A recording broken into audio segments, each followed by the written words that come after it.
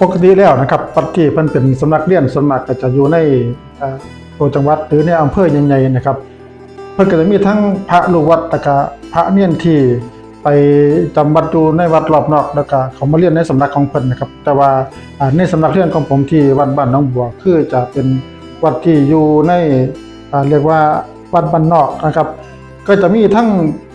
หมดก็คือจะเป็นพระเนียนลูกวัดแล้วก็เป็นเรียนตรงนั้นเลยจะบ่มีจากวัดอื่นมาเรียนนะครับซึ่ง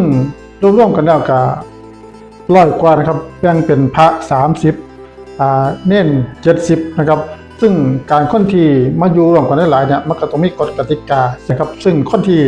คุมกฎก็คือหลวงพ่อแล้วก็เป็นพระอาจารย์ทั้งหลายนะครับแต่ว่าหลักๆแล้วก็คือเป็นหลวงพ่อนะครับในความรู้สึกของพระเนียนในวัดนะครับรวมทั้งผมนำนี่นะครับก็รู้สึกว่าคำว่าหลวงพ่อเนี่ยเปรียบเสมือนกับว่าเป็นกล้องวงจรปิดกันเลยทีเดียวนะครับคือมันเป็นความฝังในใจว่าถ้าหลวงพ่อจับได้ก็จะถูกลงโทษหรือ